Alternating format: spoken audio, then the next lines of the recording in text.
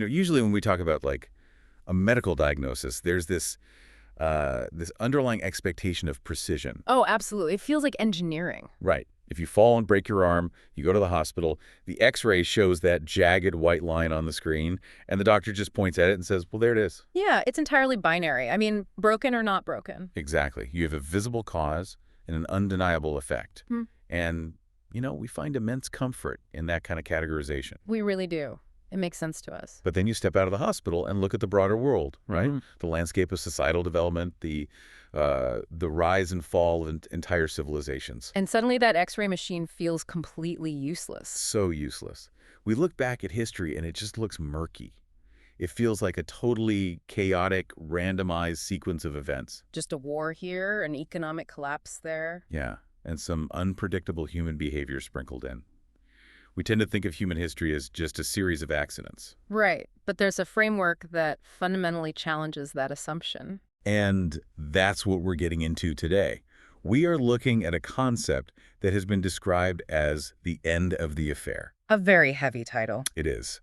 So diving right into this deep dive of the final verses of Surah Hud Ayat 115 to the end, specifically through the analytical lens of philosopher Ghulam Ahmad Parwez. I want to get straight to the core of it. Sure, let's jump in. After synthesizing all of this source material, what is the ultimate final takeaway? Well, the final takeaway requires a complete paradigm shift in how we are taught to view history itself. Okay, how so? Parwez introduces what we can essentially call a grand theory. When you analyze these concluding verses, the ultimate realization is that history is not just a collection of bedtime stories. Right, it's not just fables. Exactly. It's not some dusty archive of ancient myths, and it certainly isn't a book of cautionary tales meant to, scare people into good behavior. So what is it then? According to this framework, history is a meticulously documented laboratory. A laboratory. Wow, that word carries a lot of weight. It does. Because, we generally associate a lab with highly controlled variables, repeatable experiments, scientific rigor. Right. Applying that to the messiness of human history is quite a leap. It is a massive leap, but it is the foundational premise of this text. In this historical laboratory, every single fallen nation that is studied in the preceding verses. Like the people of Noah, the people of Hud, Salah, all of them. Yeah, exactly. They are not treated merely as characters in a theological narrative. Within this framework, they are effectively documented as failed experiments. That is fascinating. Stripping away the mystical or, highly emotional layer and replacing it with something closer to the scientific method completely changes the reading. It really does change everything. It implies these civilizations didn't just stumble into a run of bad luck. That is the pivotal distinction. The text argues that these societies didn't collapse because of some random, unpredictable burst of divine anger. Or a bad roll of the cosmic dice. Right. They failed because they actively tried to ignore what Parwez terms the physics of Deen. The physics of Deen. Yeah, That's a profound phrase. Because if Deen is generally understood as a way of life or comprehensive system of living, yes, exactly, then attaching the word physics to it implies that there are actual, immutable, natural laws governing human society. Precisely. It suggests moral and social laws are as rigid as gravity.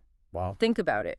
If you step off the ledge of a 10-story building, gravity doesn't pull you down to the pavement because it's angry with you. Right. Gravity doesn't have a vendetta. No, it pulls you down because you violated an absolute unthinking physical law. So in this analytical framework, there are parallel natural laws of societal balance. Exactly. There is a moral physics. When a society's structural actions become untethered from these laws, the society inevitably collapses under its own weight.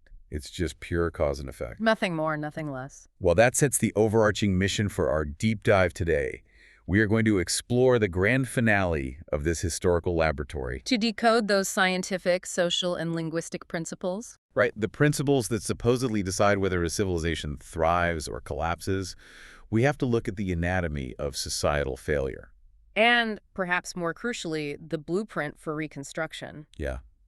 And when looking at where that failure begins, the analysis points to a location that runs counter to a lot of popular narratives. It really pushes back on how we usually think about it. Because there's a strong tendency in, political or social discourse to blame the decay of a society on the masses. Oh, all the time. People point to street crime, the laziness of the general public, the moral failings of average citizens. Right, but the text provides a highly specific counter-insight about the true origin point of corruption. It is unequivocal about the fact that societal rot rarely starts at the bottom. Rarely at the bottom, okay. Yeah, it points out that the true epicenter of corruption, the primary criminals, or mujrimin, as the text identifies them, are almost always found sitting comfortably in the Darul Khilafah, The capital city. the capital city. With the capital city being the metaphor for the absolute seat of power. Yes, and if you look at this structurally, it aligns perfectly with the concept of systemic decay. Society decays from the top down. Because the individuals occupying the capital city hold the reins of power. Exactly. They control the economic levers, they dictate foreign policy, and most importantly, they write and enforce the justice system. So when those at the absolute top untether their power from those moral laws of physics. When their primary operating system becomes the exploitation of the weak rather than equity. Right, that foundational imbalance doesn't just stay in the capital. No, it trickles down. It is institutionalized, and it infects the entire societal structure. Let's explore the mechanics of that trickle-down corruption. Because it's not just about, like, a king or a CEO being personally greedy. No, it's about how their greed reshapes the environment for everyone else. If the people at the top are operating on exploitation, they inevitably have to manipulate the laws to make that exploitation legal. Precisely. And once the law itself becomes unjust, the middle managers, the local enforcers, and eventually the average citizens are forced to operate within an unjust paradigm just to survive. The whole environment becomes toxic. Yeah, if the system rewards exploitation at the highest level, it incentivizes exploitation at every subsequent level beneath it. The average citizen looking up sees that honesty is penalized and ruthlessness is rewarded. Which fundamentally shifts the cultural and moral baseline of the entire nation. This is why the analysis focuses the blame on the architects of the system, rather than the victims trapped within it. Exactly. But looking at human nature, if the average person realizes that the corrupt elite in the capital city have rigged the game, and are causing this massive structural imbalance. right, the most common historical response is vengeance. Oh, absolutely. The oppressed decide to rise up, drag the elite out of their palaces, and punish them. I mean, the logic is, break the wheel by breaking the people who are spinning it. And that is the most heavily documented instinct in the human historical laboratory. Vengeance feels incredibly logical in the moment. But there's a flaw, right? A massive one. The problem, as Parwez's analysis points out, is that the laboratory of history shows this approach has a near 100% failure rate for actually curing the societal disease. Because it usually just results in a change of management. Exactly. The oppressed group overthrows the oppressor, but because their entire unifying movement was forged in the fires of vengeance and violence, they lack a constructive framework. So once they actually secure power, they invariably reach for the exact same tools of oppression the previous regime used. They simply reverse the roles. The oppressed become the new oppressors. You can look at the aftermath of numerous violent revolutions across history to see this play out. Oh, everywhere. The pendulum swings violently from one extreme to the other. Blood is spilled, regimes change. But the foundational structure of the society remains completely broken. The imbalance is preserved, just under a new flag. So if vengeance is just a different strain of the same disease, we have to look at the antidote the text actually prescribes. And that brings us to Hasanat over Sayyiat. Which is traditionally translated as good deeds erase bad deeds. Right. I have to push back on the traditional reading of this, though, because on its face, it sounds almost, well, dangerously naive. It does. It sounds like a bumper sticker. Or a childhood platitude. The idea that you can just do nice things and the systemic rot of a civilization will magically evaporate feels very disconnected from reality. And that naive interpretation is precisely what this framework seeks to dismantle. The text is not advocating for magical thinking. It's not just thoughts and prayers. No, it is not suggesting that if a society is suffering under extreme economic exploitation, the citizens should just sit quietly in a corner, chant positive affirmations, and hope it goes away. Or just perform isolated acts of charity and hope the oppressive structures dissolve. Right. The analysis of Hasanat provides a deeply grounded, mechanistic explanation of how real change occurs. The source material uses an agricultural metaphor here that completely redefines the concept of a good deed. Yes.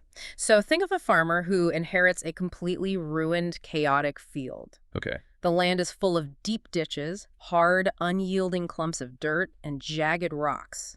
In its current state, it is utterly unplantable.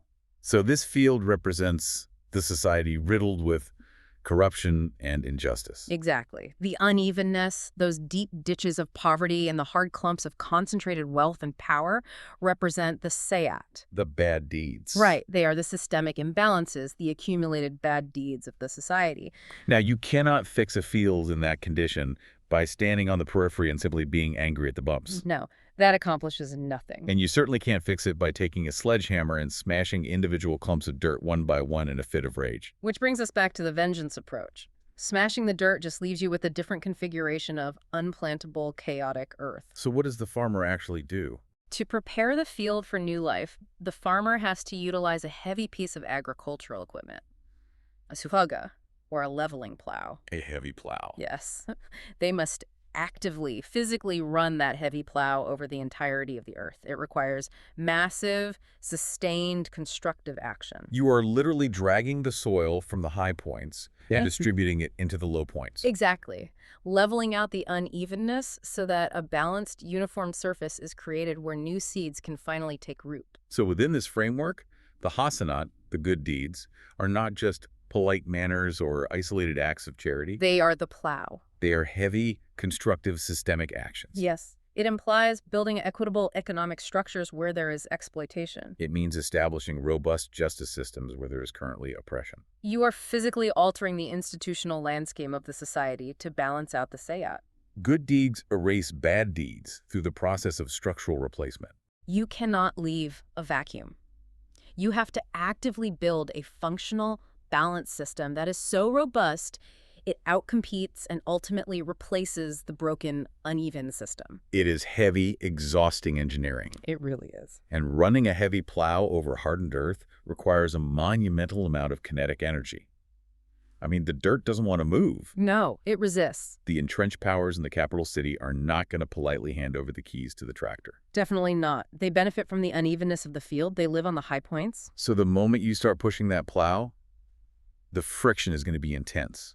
Resistance is guaranteed. Which introduces a critical psychological and structural necessity. Right. How does a movement keep pushing the plow when the earth pushes back so violently? This is where the linguistic analysis of the text provides one of its most vital insights. It revolves around a single word that is foundational to this entire system. A word that has arguably suffered from centuries of mistranslation and cultural misunderstanding. The word is sabr. Saber. Colloquially, when we hear saber, it is almost universally translated as patience. Yes, patience. And the cultural baggage attached to the word patience is incredibly passive. Very passive. If someone is suffering under an unjust boss or a tyrannical government and they are told to have sabr, It usually implies they should suffer in silence right, put your head down, take the abuse, don't make a fuss. and just wait for things to magically improve. Or for a reward in the afterlife. It basically frames surrender as a virtue. But the framework of the Nizami Rubaiyat, the system of sustenance and development outlined in the text, entirely rejects that passive definition. Okay, so what is it then? Within this system, sabr is the absolute antithesis of surrender. Sabr is defined as systemic resilience. Systemic resilience. It is a highly dynamic, active, and formidable state of being. I was trying to visualize this while reading the notes, and I kept thinking about the engineering of a suspension bridge during a massive earthquake. That's a great visual. Because when the tectonic plates shift and the earth violently shakes, a poorly built bridge will try to rigidly fight the kinetic energy. Until its materials reach their breaking point and it snaps. Right. But a well-engineered bridge doesn't just passively collapse and surrender to the gravity of the quake. No, it sways. It sways. It absorbs and distributes the kinetic energy throughout its cables. It stays standing because its engineering is fundamentally solid, yet adaptable. It is actively resisting destruction every single second the earth shakes. Exactly. That captures the structural essence of the concept perfectly. And the etymological root of the word sabr, as highlighted in the source material, provides an equally vivid historical analogy. The one tracing back to ancient Arab sailors, right? Yes, the terminology used by ancient Arab maritime practices. The concept of the sabora. This part is fascinating. It really is. So ancient Arab sailors were navigating the open oceans in wooden vessels driven entirely by wind and sail. When they encountered massive oceanic storms, when the gale force winds hit the sails and the waves battered the hull, the ship would lose its equilibrium. It would be pushed to the absolute brink of capsizing. To counter this existential threat, the sailors did not simply sit on the deck, close their eyes, and passively wait for the storm to pass. They didn't just have patience. No, they employed a specific preventative engineering solution. They relied on heavy stones kept in the deepest part of the hull. Yes. They placed incredibly dense, heavy stones at the very bottom of the ship to artificially lower and maintain the vessel's center of gravity. These stones served as ballast. Exactly. And in the Arabic of the time, those specific heavy ballast stones were called sabura. Wow, the linguistic connection is profound. The word saber derives from the heavy stones that keep a ship from flipping over in a hurricane. It redefines the entire concept. Saber does not mean sitting quietly while the rain falls. No, saber means to act as the ballast in your own ship. It is the active, deliberate effort to maintain your equilibrium, to keep your structural footing. And to prevent your movement or your own psychology from capsizing when life's massive storms inevitably hit. Yes, applying that to the metaphor of the farmer and the plow when you are trying to do the heavy work of Hasanat. Whether you are trying to reform a corrupt local government or build a sustainable business that doesn't exploit its workers. Or even just break a cycle of generational trauma in your own family, you are going to face massive pushback. You will face smear campaigns, you will experience crushing fatigue, betrayals. The storm is going to hit your sails. And in those moments, Saber isn't just taking the abuse with a sad smile. Saber is the psychological and organizational ballast that stops you from giving up, dropping the plow, and walking away. It is the resilience required to stay the course. Yeah. If you capsize at the first sign of friction, you cannot be a reformer. You cannot level the field. Saber is keeping your center of gravity so low and so grounded in your principles that the winds of opposition, no matter how violent, cannot flip you over. So a natural tension arises here. If an individual or a group commits to this framework, If they agree to be the ballast. right, to endure the storms, to push the heavy plow over hardened earth for years or decades, they're expending an immense amount of energy. It is exhausting, often thankless work. So what is the actual outcome for the person doing the plowing? I mean, is the ultimate reward for all this resilience merely acquiring a larger house or a more comfortable material life once the society is fixed? To address the nature of the reward, the analysis dives into a profound philosophical distinction between two core concepts, Fun. Fana and Baka. Let's unpack the distinction between Fana and Baka because it really challenges the standard human incentive structure. It does. Fana encompasses everything that is ephemeral. It is the realm of that which changes, decays, and eventually vanishes entirely. Okay, so that's Fana. And Baka, in stark contrast, refers to that which is permanent, the unchanging core that survives the passage of time. How does the text make that tangible? Parwez utilizes a biological reality cellular regeneration. Oh, the continuous cycle of cell death and replacement in the human body. Exactly. Biologically speaking, every single cell in your body, the cells making up your skin, your vital organs, even the dense tissue of your bones, has a lifespan. They die off and are continually replaced by new cells. Yes. Over the course of several years, your entire physical makeup is regenerated.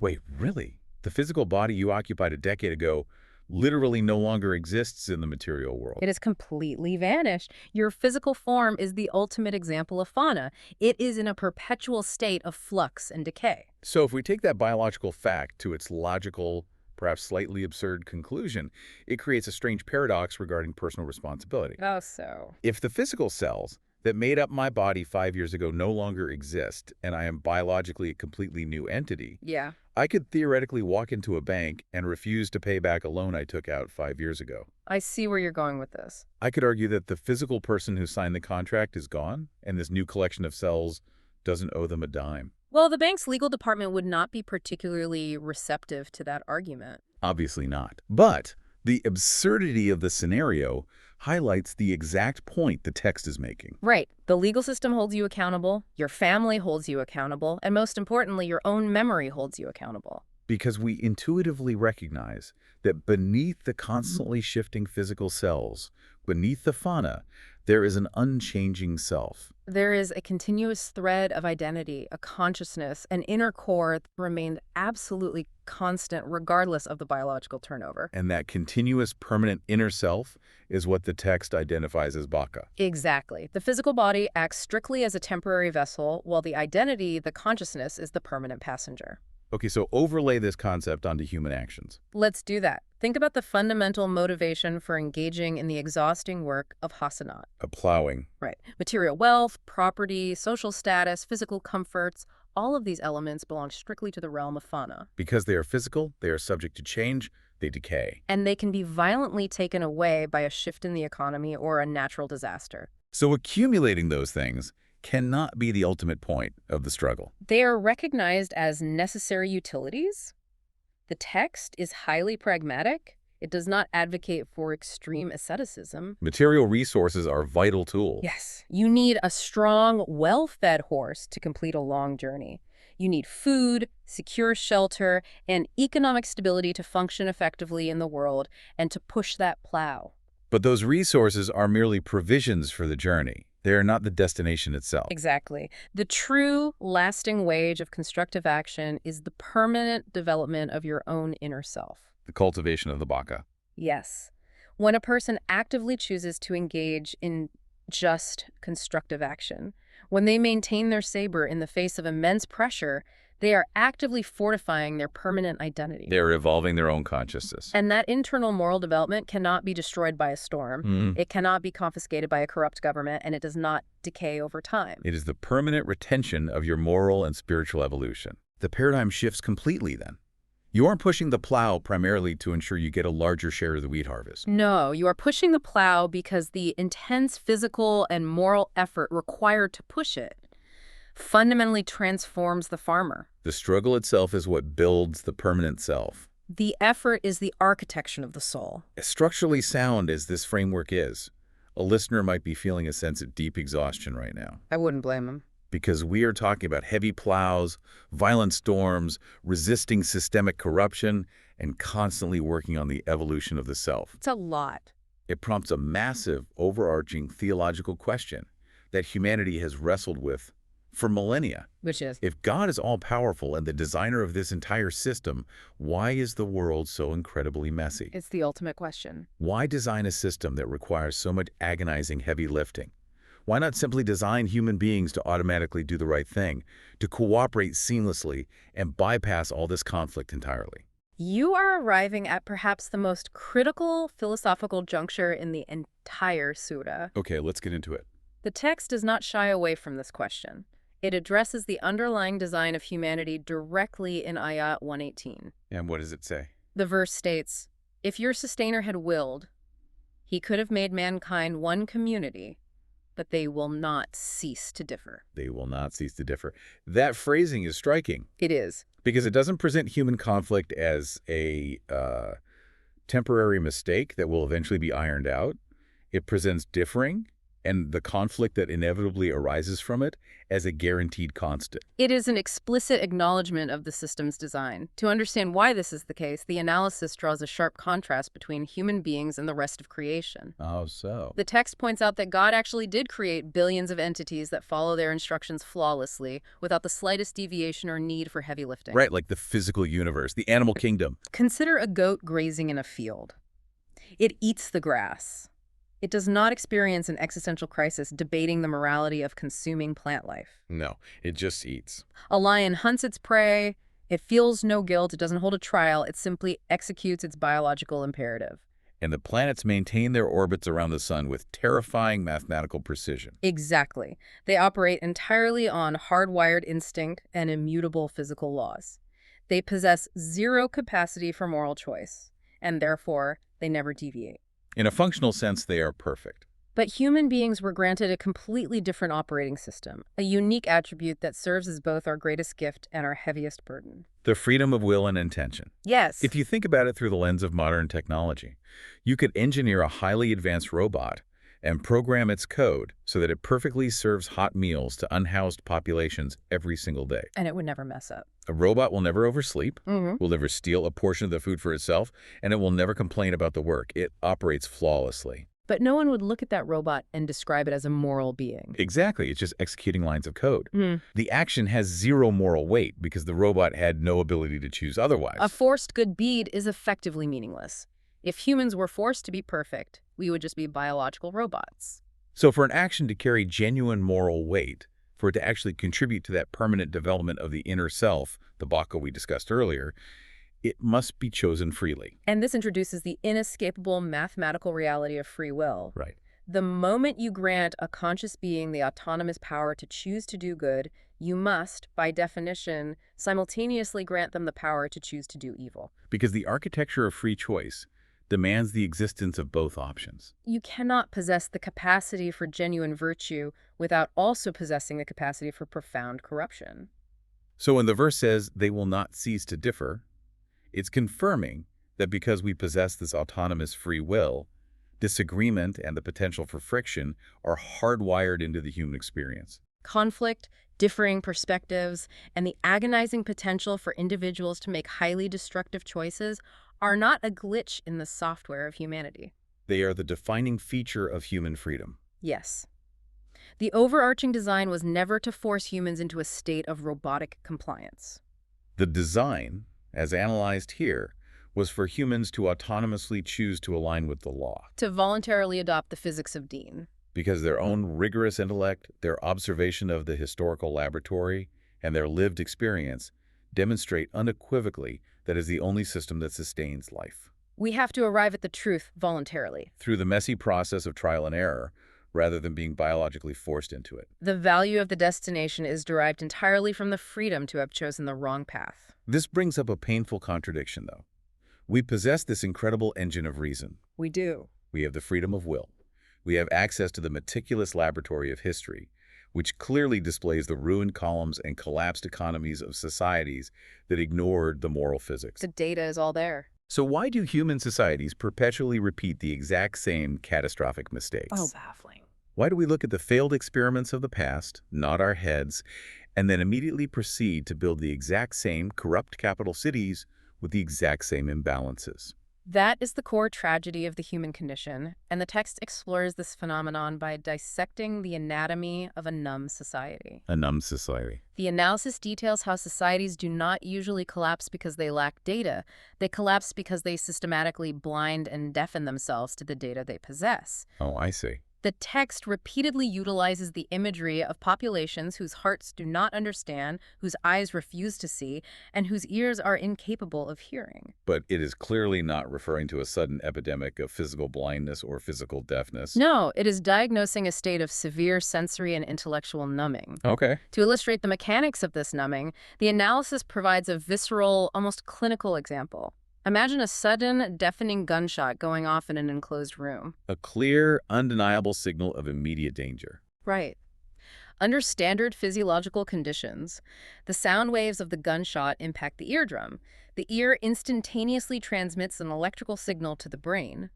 The brain processes the imminent threat, and the heart immediately accelerates to prepare the body for fight or flight. The organism reacts to preserve itself. But now, imagine an individual in that exact same room who is heavily intoxicated by narcotics. Okay. The physical sound waves still impact their eardrum with the exact same force. The mechanical apparatus of their ear functions perfectly. But because their neurological system is bathed in a profound intoxicant, the brain is too suppressed to process the incoming data. Exactly. They physically hear the noise, but their intellect fails to register the mortal danger. The sensory data is collected, but the critical insight is entirely absent. And this physiological phenomenon is scaled up to explain the macro behavior of entire nations. So civilizations fail because they voluntarily and systematically intoxicate themselves. Yes. But we aren't talking about a nation consuming alcohol. We're talking about structural and psychological intoxicants. Societies become drunk on unchecked power. Wow. They become intoxicated by the endless accumulation of wealth, by imperial hubris, or even by the paralyzing comfort of mass entertainment and apathy. We see this mechanics play out historically when an empire reaches its peak. Yes, the wealth creates layers of abstraction. The elite in the capital city become so insulated by their luxury that they literally cannot perceive the poverty ravaging the outer provinces. They construct ideological echo chambers where their own propaganda constantly reinforces their brilliance. And the media shifts from providing critical information to offering pure distraction. So when the gunshot of history goes off, whether that is a collapsing supply chain, a massive widening of the wealth gap, or an ecological crisis, The society is too neurologically numb to process the threat. the physical eyes see the data on the spreadsheets, the ears hear the warnings of the scientists or the historians, but the collective intellect is shut down. They lose the fundamental cognitive ability to connect present cause with impending effect. They see the flash of the gunshot, but they are too insulated by their own arrogance to duck. The mechanism of their destruction is their own manufactured ignorance. If a society has deliberately severed its ability to connect cause and effect in the present moment, If they are too intoxicated by their own echo chambers to understand the reality unfolding directly in front of them, they have absolutely zero capacity to navigate the future. which provides a natural bridge to one of the most heavily debated and frequently misunderstood concepts in the entire text. The unseen, or the gaiba.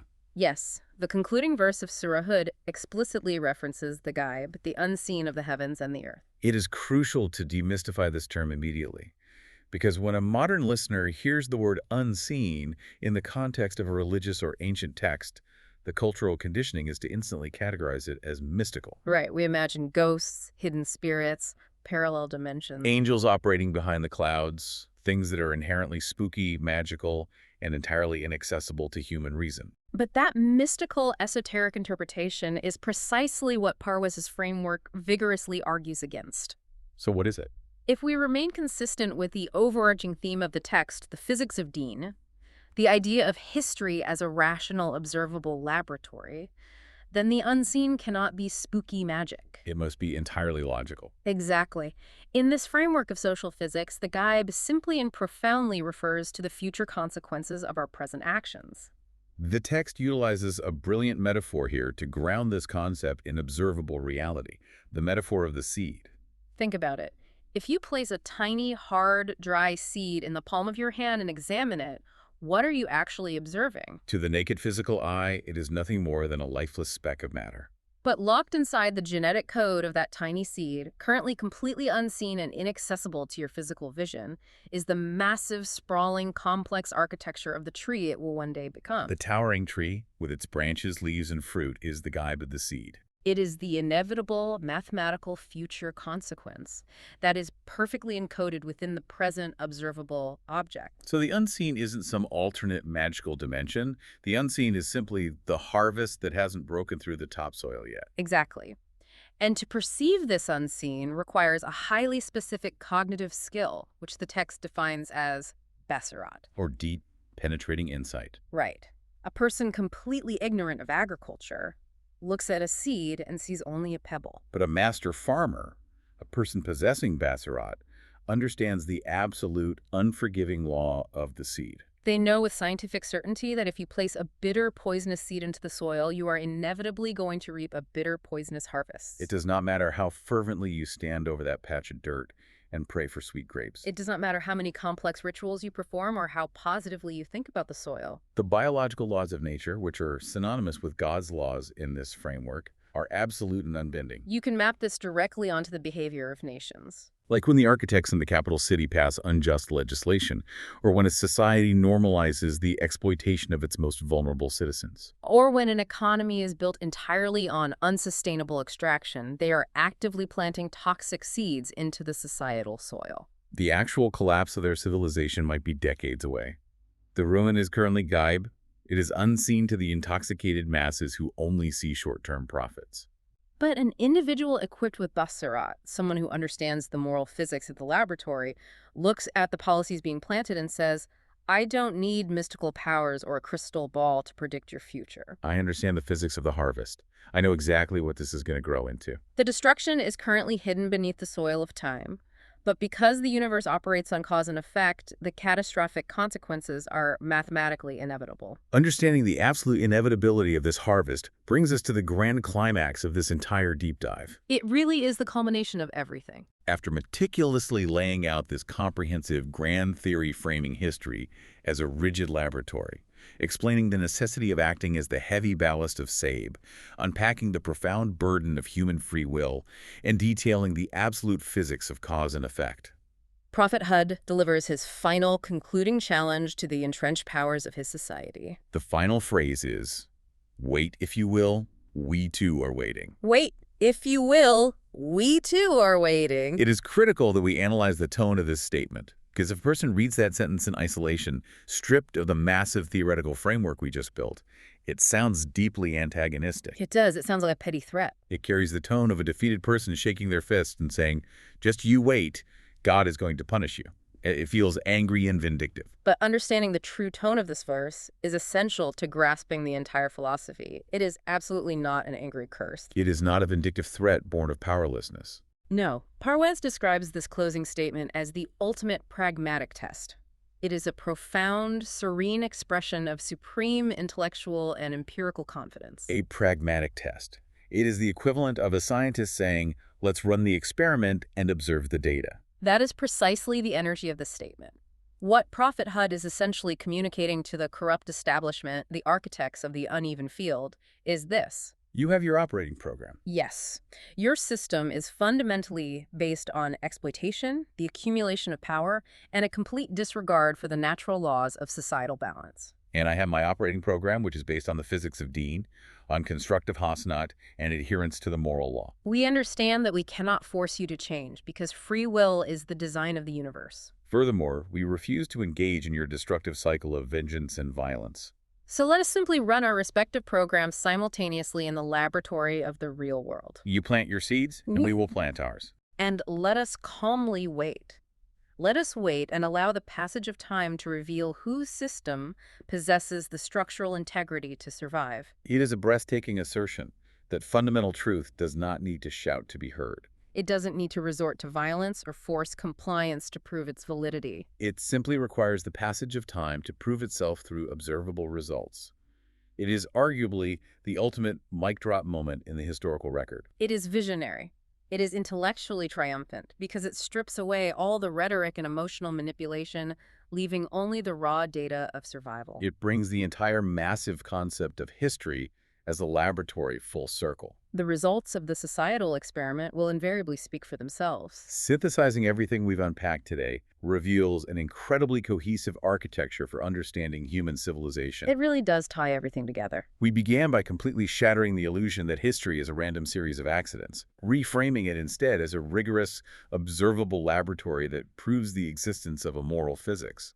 We traced the true epicenter of societal rot, not to the struggles of the masses, but to the structural exploitation designed in the capital city. We explored why the human instinct for vengeance merely resets the cycle of oppression, and why only the heavy, exhausting, plowing work of Hasanat constructive systemic action can actually level the field. We redefined the concept of Sabr, rescuing it from the passive realm of silent suffering and elevating it to the status of systemic resilience. The heavy ballast stones in the hull of a ship that actively prevent it from capsizing during the violent storms of reform. We navigated the deep philosophical divide between fauna, the ephemeral material world, and Baqa, the permanent evolution of the inner consciousness that serves as the true reward for enduring the struggle.